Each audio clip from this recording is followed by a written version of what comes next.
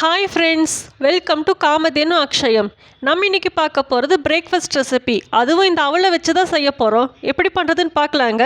நம்ம சேனலை first time பார்க்குறவங்க மறக்காமல் சப்ஸ்கிரைப் பண்ணிக்கோங்க.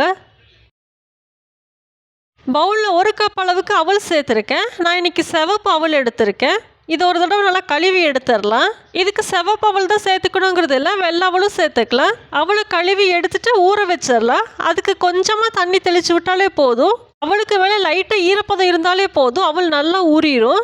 நல்லா தண்ணி தெளித்து வச்சாச்சு. இது ஒரு 10 நிமிஷத்துக்கு ஊறட்டும். இப்போ ஒரு 10 நிமிஷம் போல் இருக்கும். அவள் நல்லா ஊறிடுச்சு, தண்ணியெல்லாம் இழுத்துருச்சு. இப்போ இதை நம்ம கையாலேயே நல்லா பிசைஞ்சிக்கலாம். நல்லா ஃபைனாக பிசையணுங்கிறது அவசியம் இல்லை, நம்மளால முடிகிற அளவுக்கு பிசைஞ்சாலே போதும். இப்போ பாருங்கள், நல்லா மாவு பதத்துக்கு வந்துருச்சு. அங்கங்கே அவள் தெரிஞ்சாலும் பரவாயில்ல, அது பார்க்குறக்கும் நல்லாயிருக்கும், டேஸ்ட்டும் நல்லாயிருக்கும். இப்போ இது கூட 1 கப் அளவுக்கு கோதுமை மாவு சேர்த்துக்கலாம். கோதுமை மாவு சேர்த்துட்டு நல்லா பிசைஞ்சு விட்டுட்டு அடுத்த ப்ராசஸ் நம்ம செய்ய ஆரம்பிச்சிடலாம்.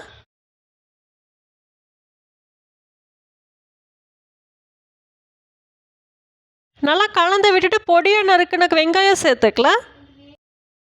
இது கூட பொடியாக நறுக்கின கருவேப்பிலை, காரத்துக்கு 2 வரமிளகா கிள்ளி சேர்த்துருக்கேன். இதுக்கு பதிலாக பச்சை மிளகாவும் சேர்த்துக்கலாம். இப்போ தேவையான அளவுக்கு உப்பு சேர்த்துட்டு நல்லா கலந்து விட்டுறலாம்.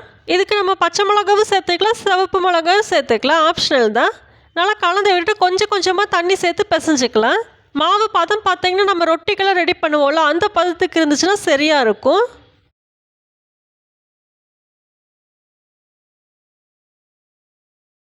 மாவு பார்த்திங்கன்னா இதுதான் சரியான பதமாக இருக்கும். நம்ம கரண்டியில் எடுத்து ஊற்றும் போது கரெக்டாக வரும். இது ஊற வைக்கணுங்கிறதெல்லாம் அவசியம் இல்லை, இப்போவே சுட ஆரம்பிச்சிடலாம். இதுக்கு ஆப்பா சோடா எதுவுமே சேர்த்துக்கணுங்கிறது அவசியம் இல்லை.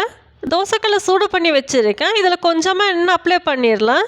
கல் நல்லா சூடானதுக்கப்புறம் ஸ்டவ்வை மீடியம் ஃப்ளேமில் வச்சுட்டு சுட ஆரம்பிச்சிடலாம். இப்போ 1 கரண்டி மாவு எடுத்துகிட்டு நல்லா ஸ்ப்ரெட் பண்ணி விட்டுறலாம். இது ரொம்ப மொத்தமாகவும் வேண்டாம், ரொம்ப தின்னாகவும் வேண்டாம். நம்ம சாதாரணமாக ரொட்டி சுடுவோம்ல, அந்த அளவுக்கு இருந்துச்சுன்னா சரியாக இருக்கும்.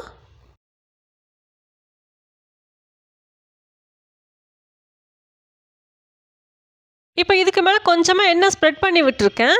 மீடியம் ஃப்ளேமில் 2 நிமிஷம் போல் இருக்கட்டும், சீக்கிரமாகவே ரெடி ஆயிரும். இப்போ ஒரு சைடு நல்லா வெந்துருச்சு, திருப்பிடலாம்.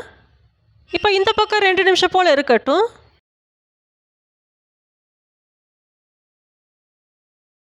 இப்போ 2 பக்கமே நல்லா செவந்துருச்சு, போதும், எடுத்துடலாம்.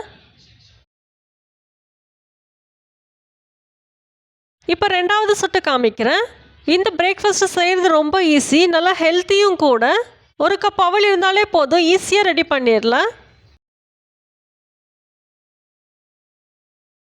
இப்போ 2வது சுட்டாச்சு, போதும், எடுத்துடலாம்.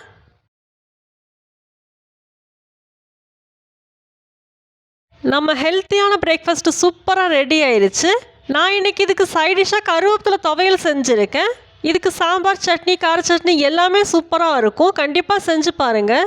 நீங்களும் இதே மாதிரி செஞ்சு சாப்பிட்டு பாருங்கள். வீடியோ பிடிச்சிருந்தா லைக் பண்ணுங்கள். காமதேனு அக்ஷயத்துக்கு சப்ஸ்கிரைப் பண்ணுங்கள். தேங்க்ஸ் ஃபார் வாட்சிங்.